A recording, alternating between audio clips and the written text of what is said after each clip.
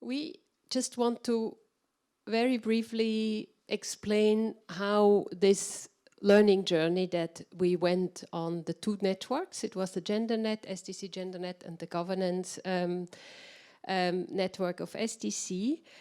As already introduced by Georgette, it was really about the socially inclusive, gender responsive budgeting, looking through bringing together inclusive decision-making processes and public finance management approach.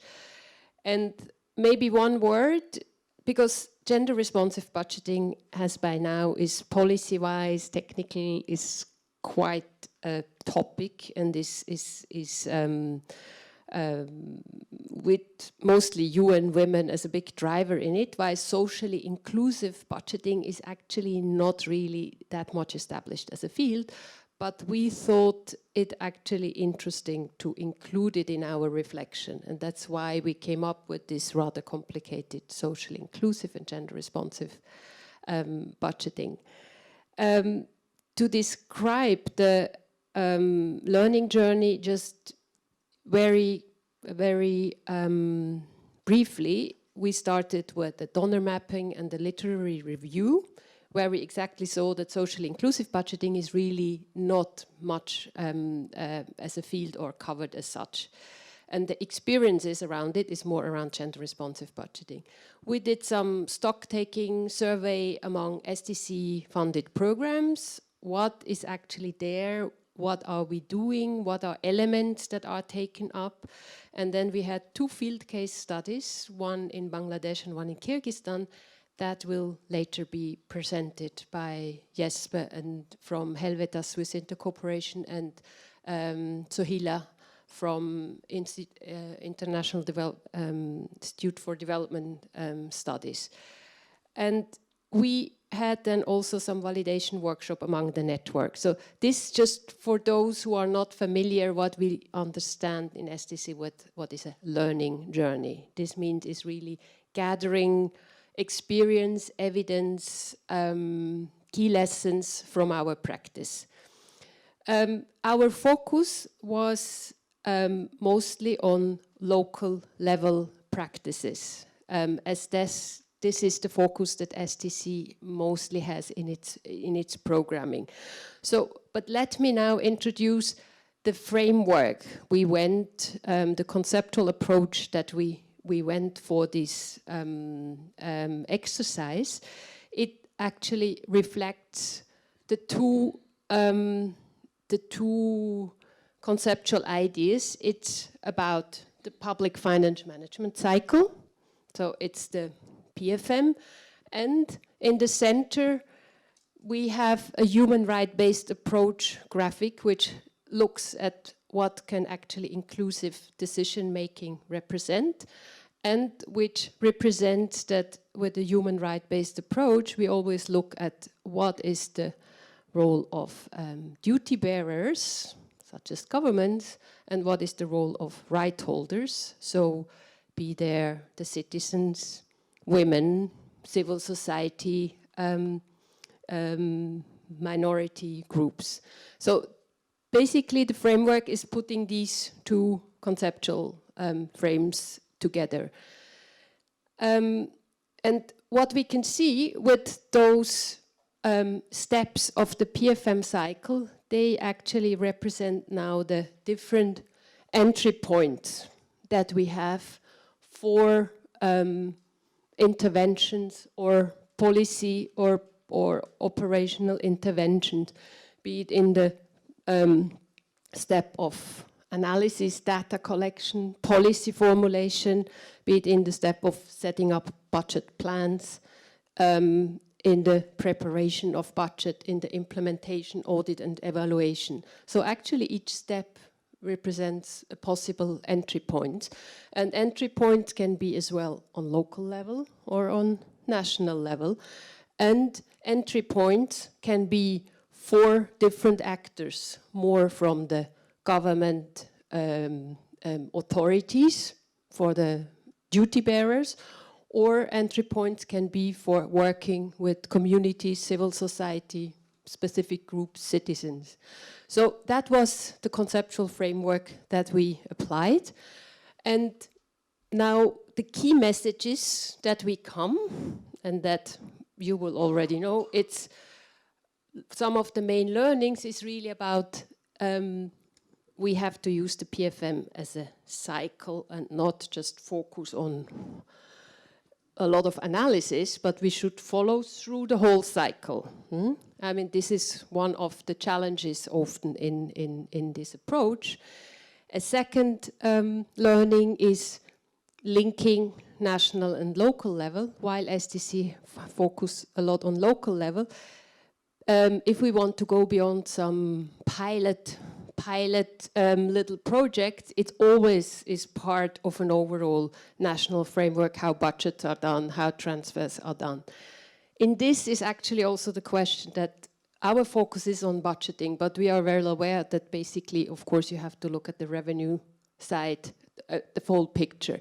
This was, however, not the focus of our learnings, because you enter into many more other questions. But we are well aware that it's the revenue and the spending side that you actually need to look. So with this, I hand over for the later learnings. So 2 more lessons we would like to emphasize is the technical and the political, because of course professional technical capacities are very important. We know that, to master the whole budget cycle, and it's important to have this capacity on both sides. I come back to this, on the duty bearer side or on the governments preparing the budgets, but also those engaging with the government to be at the same level of discussions and engagement. You also need capacity of understanding on this side. But equally important is always to consider, and we know that, the political dimensions and the power issues behind, and this is often crucial also if our approaches work or if they don't work. So it depends very much on the political will of those in charge of preparing budgets. Are they really considering them as duty bearers for the well-being of everybody? You were saying it, no, preparing budgets, planning that then serves the people, but everyone. And then, so it depends very much on their political will and understanding of their role in that. But it also depends. We often have very specific or also spoiled interests of powerful elites that undermine exactly this inclusive approaches and planning, poor planning and budgeting and equality dimensions. And we have very often power issues, power relations, and imbalances of power relations in gender relations, but also among different society groups. So this we need to know and always to consider when we work in these kind of programs. So looking at what are interests, motivations, incentives, we know that from the political economy analysis, and it's about the political economy of PFM also that we need to know, and it's about considering power issues. Then we are also facing context challenges. I mean, we are working in quite different contexts, and sometimes we have better established systems, but very often it is not really so well functioning, especially when we think of fragile and conflict-affected settings. There we often see that we have rather weak institutions, systems that are not yet much established. We have a lack of data and lack of capacity. So how do we find appropriate approaches there? Of course, we have to say, and I think you were saying that we should not overburden and come with everything at once. But at the same time, we should also be aware and cautious that actually exclusion is a root cause of conflict. We all know that. So we have to find the right balance. It's not just something we can say, oh, this comes later. So we have just to see how do we embrace this at the right level. So just to keep this short, just would like to link up to the questions that guide us through the day.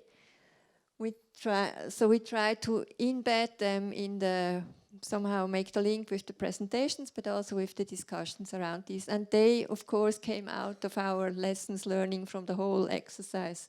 So how to ensure integration along the whole PFM cycle of gender responsive and social inclusive budgeting, how to strengthen interlinkages between the local and the national levels, then how to overcome difficulties in fragile conflict and fragile settings. So how do we deal with these capacities constraints and how inclusive can we be? How to better link gender and public finance communities of practice. So we have on one hand the technical experts working on public finance, and then we have very often the gender and inclusion community working on the political or advocacy dimension. So how can we reconcile these different communities and bring them together to have an integrated approach? But also how can we have a coordinated and lesser fragmented approach when working on these issues? And then, as I mentioned, how to integrate political and power considerations in our reflections and cooperation, and what are the implications for our project design. So these will be the guiding questions through the day. And with that, I'm really looking forward. I think it's very interesting. Maybe just we have this report and the guidance sheet, which kind of summarize our learnings and the process. We have Jesper, main author, lead author on that, sitting there, just to give you the credit as well. Thank you.